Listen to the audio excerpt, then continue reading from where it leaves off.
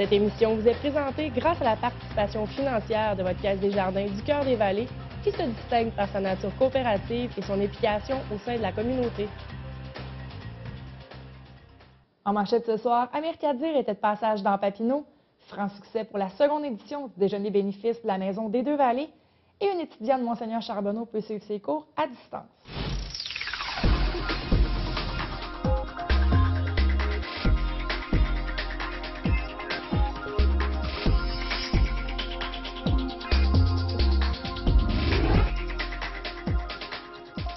Bonsoir, mon nom est Josiane Hardy. Bienvenue à cette édition du jeudi 13 mars 2014. La campagne électorale provinciale bat présentement son plein. Dans quelques semaines, les gens devront se déplacer aux urnes afin d'élire le nouveau gouvernement. Après le lancement de la campagne de la part du Parti québécois, c'est maintenant au tour du candidat libéral de lancer officiellement sa campagne ce soir. M. Alexandre Riraca tentera de briguer un second mandat, lui qui avait remporté la manche en 2012 par une avance de 167 voix. Le libéral ne prend cependant rien pour acquis et refuse de s'asseoir sur ses lauriers. Il affirme vouloir faire du travail de terrain et rencontrer le plus de gens possible.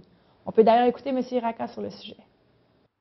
Oui, mais je n'ai pas d'excès de confiance. J'ai confiance que la population va me redonner confiance parce que les gens savent maintenant qu'ils peuvent toujours compter sur mon appui dans tous les dossiers. Moi, je pense que je peux compter sur l'appui des citoyens du comté de Papineau, mais je ne prends rien pour acquis. On travaille très fort. Donc, on fait du travail à mon image, à l'image de mon équipe de terrain. On est sur le terrain à tout instant. Le candidat libéral a d'ailleurs fait son premier engagement officiel le 10 mars dernier. Alexandre Riraca s'est engagé, s'il est réélu, à mettre tout en œuvre pour que l'urgence de Saint-André-Avelin ait enfin son titre d'urgence officiel. Présentement, cette urgence est reconnue comme étant une clinique. Elle n'est donc pas ouverte les soirs et les fins de semaine. D'autres engagements officiels seront connus sous peu. Pour Alexandre Riraca, il y a de grandes différences entre la campagne de 2012 et celle qu'on connaît présentement. En 2012, il devait alors se faire connaître et tenter de chausser de grands souliers, soit ceux de l'ancien député, M. Norm McMillan. On peut écouter M. Riraca qui nous explique la différence entre les deux campagnes. Pour le comté de Papineau, c'est un contexte complètement différent. La dernière fois, on était après un gouvernement qui avait été en place depuis environ 10 ans. Donc, il y avait l'usure du pouvoir qui s'était installée, qui s'installe pour tous les partis confondus. Il y avait également toute l'histoire de la crise étudiante qui était présente. Et aussi le fait, puis c'est un élément important, que je remplaçais un monument qui était Norm McMillan. Ça aurait été Jean-Paul, Jean-Guy ou moi, ça aurait été la même chose. Norm a été là pendant 23 ans. Maintenant, je suis ici en place et je demande un deuxième mandat. Les gens me connaissent plus, donc j'ai établi, je pense, une relation de confiance avec les citoyens du comté de Papineau. Alors, je suis confiant, mais on va travailler très fort jusqu'au 7 avril. M. Amir Kadir de Québec solidaire était de passage en Outaouais pour faire connaître les 5 candidats, mais également d'y aller avec quelques annonces. En santé, Québec solidaire s'engage à investir 130 millions au courant des 5 prochaines années. L'investissement promis par le parti servirait tout d'abord à faire des CLSC le pivot du système de santé afin de désengorger les urgences. Près de 60 millions serviraient alors à l'embauche d'une centaine de professionnels pour garantir une accessibilité aux soins 24 heures sur 24, 7 jours sur 7. Ce projet s'étalerait sur une période de 5 ans. En après-midi, M. Kadir a rencontré les organismes communautaires du secteur. Ces derniers avaient de nombreuses questions pour lui, eux qui doivent souvent négocier avec la nombreuse paperasse. On peut écouter M. Amir Kadir. On parle de la difficulté qu'ont les organismes communautaires à obtenir de maigres supports à leur activité. Ils sont souvent obligés de remplir des paperasses de 1 pouce d'épaisseur pour justifier le 20 000 qu'on leur a donné de toutes sortes de manières. On les engloutit, on les étrangle avec de la paperasserie et de la bureaucratie gouvernementale pour leur offrir un maigre soutien. Au même moment, et j'en étais témoin à l'Assemblée nationale lors de la période de questions, on a appris à notre étonnement qu'alors qu'on a ça pour les organismes communautaires, le gouvernement parfois donnait des millions de dollars à des entreprises privées amies du pouvoir sur la base d'un plan d'affaires de 2 pages. Ça, c'est carrément inacceptable et indigne d'une société démocratique, alors que les organismes communautaires souvent remplissent des besoins essentiels, souvent justement parce que l'État a diminué ses services et ses propres responsabilités dans les services publics que l'État doit rendre, qu'on soit si injuste si intransigeant et si pingre quand il s'agit de nos organismes communautaires, et de l'autre côté, gaspiller autant de millions, sinon des milliards, en gavant les corporations financières, les entreprises amies, ceux qui financent les formations traditionnelles comme le Parti québécois et le Parti libéral.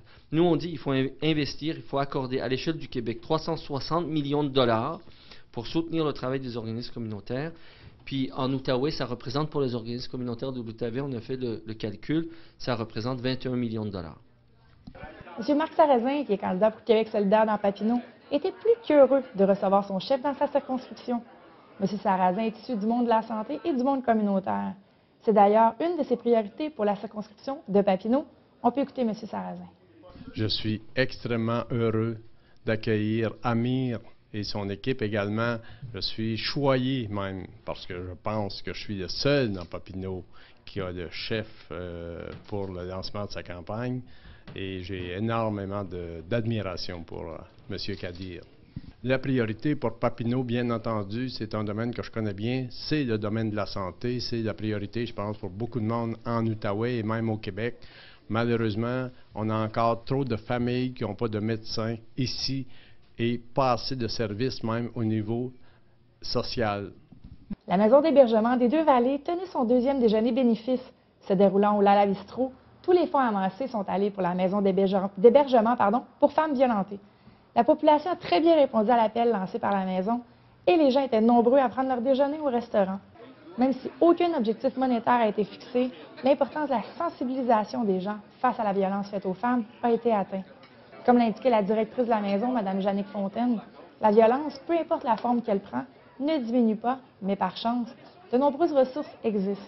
Des activités de levée de fonds comme le déjeuner bénéfice permettent d'amasser des sous pour avoir plus de ressources disponibles pour les gens qui en ont besoin. On peut écouter Mme Fontaine, directrice de la maison, nous expliquer l'importance que prend la sensibilisation pour les gens.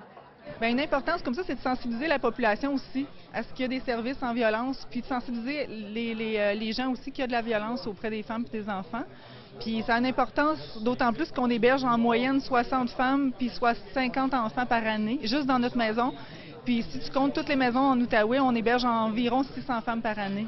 Donc c'est beaucoup, c'est beaucoup. Donc on a besoin des sous pour aussi développer les services à l'externe, des services de ressources. Même si les femmes, les enfants ne veulent pas venir héberger à la maison, des fois on n'est pas prêts, mais il y a des services à l'externe. Donc tu peux consulter, tu peux appeler 24 heures sur 24, les services sont gratuits, sont confidentiels.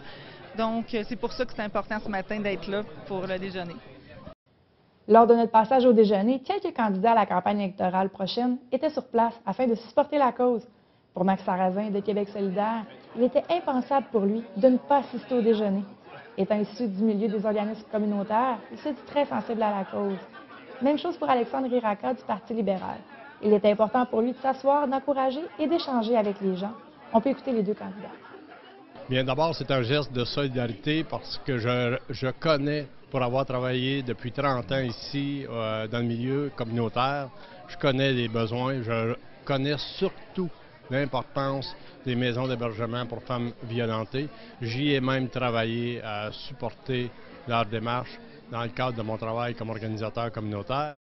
Alors pour moi, d'être près de la communauté, d'être impliqué, d'être engagé, ça fait partie de mon vocabulaire depuis que je suis député, depuis 18 mois. C'est un principe que j'ai donné à tous les employés du bureau, puis j'essaie de montrer l'exemple. Pour moi, c'est une cause extrêmement importante. Je connais des gens, des amis à moi, qui ont bénéficié des services de ce centre-là. Je peux vous dire qu'il y a là des employés extraordinaires. Ils ne font pas ça pour l'argent. Il n'y a pas des gros salaires qui se donnent là.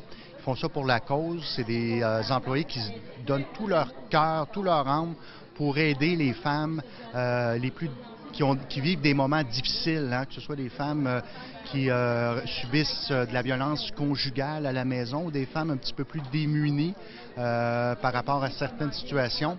C'est une aide extrêmement importante que ce centre-là donne aux femmes de la communauté ici. Mettons un peu de côté l'élection provinciale, la prochaine nouvelle va sans doute vous faire sourire. L'école Monseigneur Charbonneau a comme élèves des étudiants qui ont des besoins spécifiques. Certains ont la paralysie cérébrale, d'autres comme Loïc Bridal, la maladie de Morquillot. Cette maladie amène son lot de malformations osseuses et de grandeur. Loïc ne mesure pas plus d'1 mètre. Cependant, il est, au dire de la directrice de l'école, Mme Chantal Gagnon, Un petit bonhomme très social et très intelligent. Malheureusement, un concours de mauvaises circonstances a fait en sorte que Loïc est présentement hospitalisé à Montréal depuis plus d'1 an et demi. Mais grâce à la magie des réseaux sociaux, soit FaceTime, l'équivalent de Skype, Loïc peut suivre certains de ses cours à distance avec ses camarades de classe via des tablettes électroniques. Ainsi, Loïc, qui s'ennuyait de ses compagnons, peut maintenant suivre certains cours comme ces derniers. On peut écouter la directrice sur les bienfaits qu'apporte la magie des réseaux sociaux dans cette classe. Bien, c'est de permettre à nos enfants ici qui vivent dans la ouate d'accepter les différences, puis de voir aussi qu'on peut quand même vivre heureux malgré les difficultés, puis que ça leur donne le goût de se dépasser eux-mêmes parce qu'ils voient leurs petits compagnons qui l'ont plus difficile. Alors, je leur disais justement la semaine dernière, j'ai dit, quand tu n'as pas le goût de venir à l'école, là, pense à Loïc qui, lui, il aimerait ça être à l'école avec toi, puis il ne peut pas, lui, être à l'école. Alors, pense à lui, ça va peut-être te donner un petit peu d'énergie pour t'en venir à l'école. Un bras articulé est installé dans la classe de son enseignante. Cependant, dû à des problèmes de son, la professeure de Loïc se promène avec la tablette tout en enseignant. Voyant bien que faire les deux s'avère très compliqué, ce sont les camarades de classe de Loïc qui tiennent la tablette pour aider la professeure. Ainsi, ils deviennent les yeux de Loïc et ce dernier peut suivre normalement ses cours. Malgré cette charge supplémentaire pour l'enseignante et les élèves, la directrice affirme que tous sont embarqués sans hésitation dans le projet. On peut écouter la directrice. Totalement.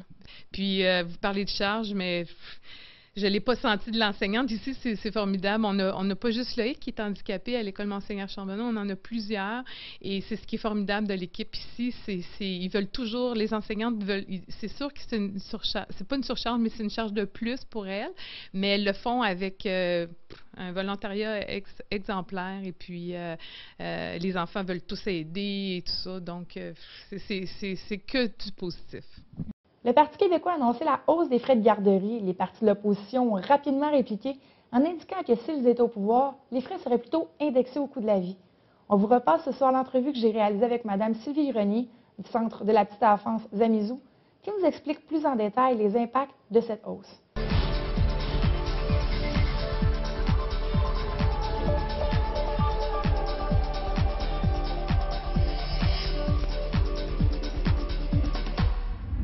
Avec Mme Sylvie Grenier, qui est du Centre de la petite enfance Zamizou et membre du conseil d'administration de la CPEO. Bonsoir. Bonsoir.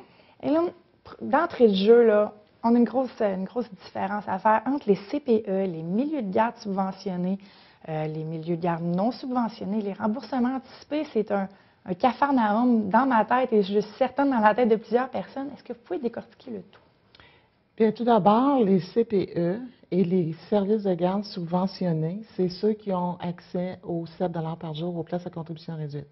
Vous pouvez avoir des garderies privées qui ont des places subventionnées, mais ils peuvent aussi avoir des places non subventionnées. Alors, les milieux familiaux, les services de garde en milieu familial, ça, c'est les responsables de services de garde qui œuvrent un service de garde dans leur maison. Eux autres sont jumelés avec un bureau coordonnateur et ils ont accès aux places à contribution réduite. Les autres services de garde qui ne sont pas subventionnés et qui n'ont pas accès aux places à contribution réduite, eux peuvent fournir des reçus d'impôts et les parents ont droit à recevoir une subvention, un remboursement anticipé, comme vous avez mentionné. Ça peut être fait aux 3 mois, au mois maintenant, je crois. Donc, eux, ce qu'ils font, c'est qu'ils doivent débourser la place complète, le montant que le service de garde lui charge, et recevoir du gouvernement un remboursement anticipé pour à peu près l'équivalent de la place à contribution réduite. Je reviens sur les CPE, pardon. Le gouvernement Marois a annoncé dans son budget la hausse. Les places sont maintenant à 7 $. L'an prochain, ça tombe à 8 $. Dans 18 mois, une seconde augmentation à 9 $. Concrètement parlant, cette hausse-là, plusieurs personnes crient au scandale pour cette hausse de 1-2 $. Concrètement parlant, pour les CPE, cette hausse signifie quoi? Bien, pour les CPE, nous, on le savait depuis un petit bout de temps parce que le gouvernement avait mis sur pied un chantier en septembre dernier et on savait qu'il y avait des augmentations de frais de garde qui s'en venaient. C'est sûr qu'on est surpris de voir qu'il y a 2 augmentations coup sur coup qui vont se faire, donc la première en septembre à 8 et en 2015, un autre qui va être 9 Ensuite, ça va être indexé au coût de la vie. Alors, concrètement, là, on savait que ça s'en venait. Vous savez, il fallait s'en y attendre. Ça fait 16 ans que les places à contribution réduite existent. Et il y a eu 2 augmentations là, en 16 ans, dont la dernière qui a monté de 5 à 7 il y a déjà 10 ans de ça. Alors, tout augmente. Vous savez, l'alimentation, les salaires. Puis, le gouvernement a continué à nous subventionner, nous, en ayant accès seulement aux 7 du parent. Alors, je crois que c'est très justifiable que le gouvernement doit augmenter les frais de garde pour pouvoir continuer à préserver la même qualité de service dans les services de garde. Par conséquent, ce qu'on ne sait pas, c'est qu'on ne sait pas de quelle façon l'augmentation des frais de garde va être répartie. Le ministre a dit qu'il allait prendre une partie de ces sommes-là pour la construction des nouvelles infrastructures, des derniers projets là, qui ont été annoncés depuis 1 an et demi pour augmenter les places à contribution réduite et augmenter l'accessibilité des places en service de garde. Par contre, on sait que cet argent-là va aller pour ça. Maintenant, est-ce que les autres montants des frais de garde vont être directement imputés au service de garde? Ça, on ne le sait pas. On ne sait pas ce que le gouvernement va faire exactement avec l'augmentation des frais de garde. Lorsqu'on parle vous parlez d'imputation justement au service de garde, on ne parle pas du service aux enfants. Là. On ne sera pas coupé, exemple, pour les repas, les collations, les éducatrices. On ne touche pas à ça. Sauf que, est-ce que l'augmentation des frais de garde vont nous être à nous, vont être dirigés directement au CPE, au service de garde, pour justement pouvoir payer les augmentations qui ont eu lieu dans les dernières années.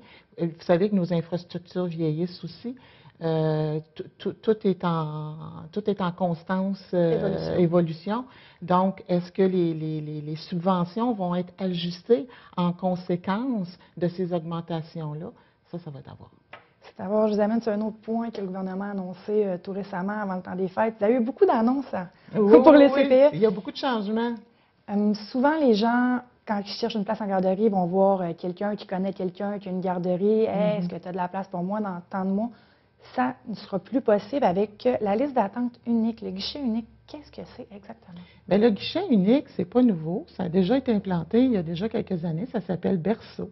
Et ça a été dirigé ou supervisé par l'Association des centres de la petite enfance de l'Outaouais, ici dans la région, l'ACPO, sauf que les services de garde n'étaient pas obligés d'adhérer au service. Alors, les gens pouvaient continuer, avec certains services de garde, à aller s'inscrire sur la liste d'attente de la garderie ou du CPE en particulier. Avec le nouvel guichet unique, qui va être implanté d'ici, je vous dirais, peut-être 9 mois. Ça va être un guichet unique, mais au niveau provincial.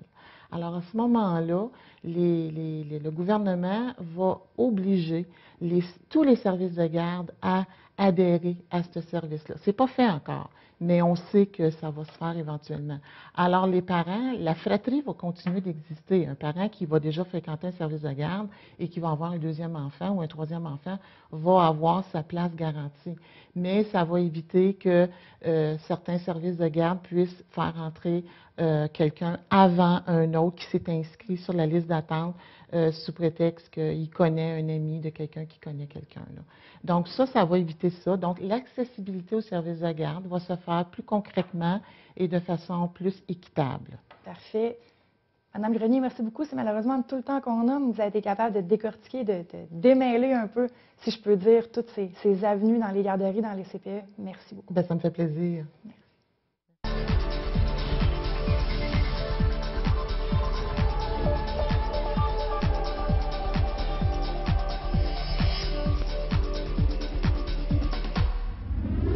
Comme à tous les jeudis, maintenant l'heure des sports avec François. François, bonsoir. Bonsoir. On commence avec un gros bloc de hockey, mais premièrement, les Olympiques, fin de la saison régulière. Oui, effectivement.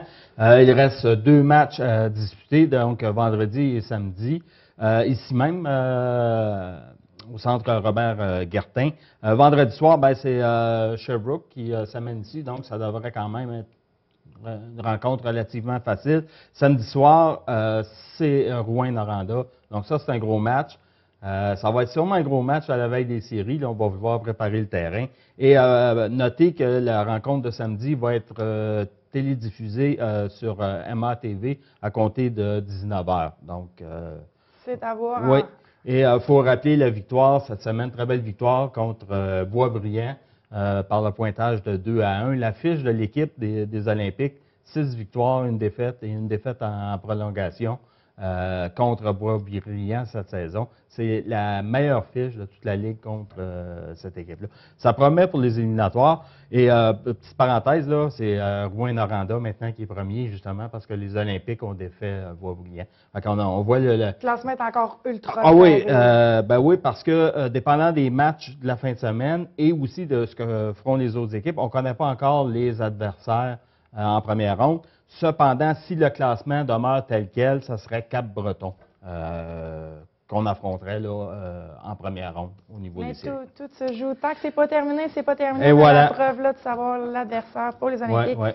Le tournoi de Buckingham, la Lièvre a fait très bonne figure. Oui, effectivement. On se souviendra que dans le premier bloc, également, là, les équipes B, on avait remporté là, des succès là, au niveau des finales.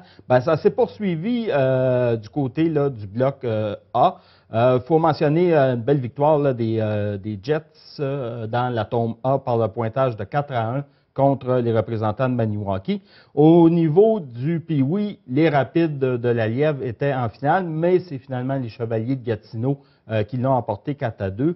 Au niveau du Bantam, Amos là, a remporté nettement la finale contre encore les Jets de la Lièvre par le pointage de 5-1. Midget, ça a été une affaire toute abitibienne, si je peux dire, alors que Lassar a triomphé 5-2 sur Rouyn-Noranda. Et on sait qu'il y avait aussi la classe 2B dans le midget. Elmer, les voiliers d'Elmer ont remporté la victoire 3-2 contre Dollard des Ormeaux. Alors, somme toute, là, on voit que c'est quand même une belle prestation des équipes de hockey de l'Outaouais. Ça augure bien. Là, on sait que les championnats provinciaux, les éliminatoires, là, ça s'en vient. Donc, bonne chance à tout le monde. Félicitations au tournoi. Il y a eu des bonnes foules toute la fin de semaine. Excellent. Tournoi de golf des Mustangs le 3 mai prochain. Oui, si Dieu le veut. Oui, c'est ça. Écoutez, réservez votre foursome. Là, je vous le dis, c'est samedi le 3 mai. Naturellement, on va espérer qu'il n'y ait plus de neige, là, parce que... La nature n'est pas trop de notre côté. Non, pas cette semaine, mais écoutez, avec le mois d'avril, ça va changer, effectivement. Excellent. On reste toujours dans le hockey. Qu'est-ce qui se passe avec les Vikings de Papineauville? Oui, c'est ça. On dit que ça se joue sur la glace. Là, on le voit. Papineauville, champion de la section. Là, ils sont au pied du mur, acculés au pied du mur. Déficit de 0-3 contre les représentants de Banklick Hill. Le prochain match est samedi soir et ça ne sera pas facile parce que c'est justement sur la glace là, à Banklick Hill. Et dimanche, si nécessaire, là, Papineauville recevra cette même équipe. Qu'est-ce qui s'est passé? Tu sais, quand tu gagnes une partie 15-1 là, dans les éliminatoires, souvent, là, le focus, c'est plus le même. Et puis, tu arrives contre l'autre série, puis peut-être, là, il y a des choses avec lesquelles tu t'en tirais, mais là, tu t'en tires plus, puis en tout cas. Mais, écoutez... Ça, c'est une question de mentalité également. On a déjà vu des retours de 0-3, donc tant que le match le plus difficile à gagner, c'est le 4e, fait que... Il n'y a rien de perdu encore du côté de Papineauville. Reste à voir si les gars vont donner le deuxième effort. J'imagine. Oui, ils vont se regrouper. Et là, on tombe ceux qui sont souvent hués lors des périodes, lors des matchs de hockey, les arbitres. Mais une bonne nouvelle, Éric Charon a arbitré son 1000e match. Oui, effectivement. Et puis ça, c'est quand même un point d'honneur.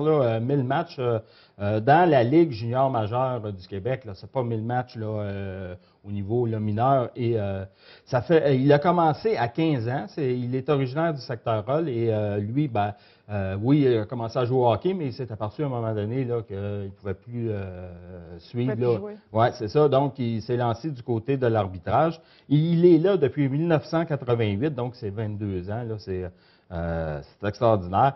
On le félicite là-dessus. Puis, il a livré ses commentaires avec, disons, il a vu le hockey junior à ses débuts. Puis, aujourd'hui, ben, ce qu'il en dit, lui, c'est que, oui, effectivement, il y a beaucoup moins d'accrochage que, exemple, dans les années 90.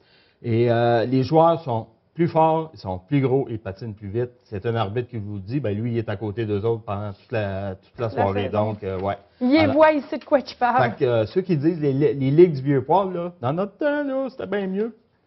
M. Charron n'est pas d'accord avec vous. On a la preuve. Ouais. On voit gros au complexe Brancheau-Briand. Oui, effectivement. Ben, on sait qu'il y a eu des tournois d'envergure qui ont eu lieu là cette saison.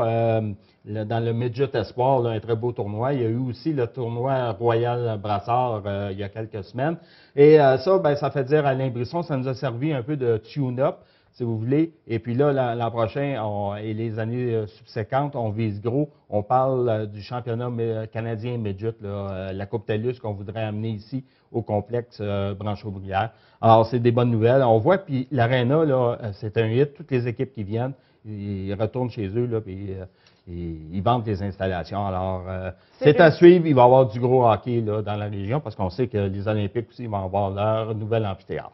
Très bientôt. Ouais, et là, ouais. on passe du hockey à la course à pied, 3e demi-marathon pour la Fondation Santé de Papineau. Oui, effectivement, ça aura lieu le 15 juin prochain. C'est sous la présidence d'honneur du conseiller du secteur de Buckingham, Martin Lajeunesse. Comme je l'ai dit, c'est la 3e édition. Et, ben, écoutez, c'est pas une course là, élite, c'est une course naturellement pour ramasser des fonds, mais c'est ouvert à tout le monde. Il y a 1 km, 5 km, 10 km et naturellement le demi-marathon de 21 km. Puis, écoutez, vous n'êtes pas obligé de le courir, on le marche. Donc, c'est une belle activité. 15 juin, j'imagine qu'il va faire beau, il va faire chaud. On va être sorti de ça. Écoutez, l'an passé, il y avait 425 participants. Cette année, l'objectif est fixé à 500 participants. Et les gens peuvent s'inscrire auprès de Karine Bugeaud de la Fondation Santé. On peut la rejoindre au 986-4019 ou sur le site Internet de eventsonline.ca. Et il y a aussi des copies de formulaires disponibles au gymnase, là, au ici, Gym Max. au Gym Max, voilà. 30 secondes, les futurs au tennis. Oui, ben, on sait que le tournoi Future a très bien fonctionné en fin de semaine dernière. Il y a deux jeunes de la région qui vont participer au championnat canadien des moins de 12 ans. Il y a Mélodie Collard et Véronique, j'ai pas son nom, mais Véronique Sabourin, je m'excuse. L'heure de le retrouver quand même rapidement. François, c'est tout le temps qu'on a. Oui. Je te remercie beaucoup. Et le petit message, c'est le party de l'Association de hockey de Basse-Île de Gatineau. Il y a plusieurs prix de présence. Un buffet va être servi à la fin de la soirée, donc pour justement la fin de la saison. Samedi, le 15 mars à 20h à la salle bénévole à l'Aréna Robert Rochon. C'est tout le temps qu'on a. Je vous remercie d'avoir été des nôtres. Nous, on se reparle la semaine prochaine. Passez une très bonne soirée.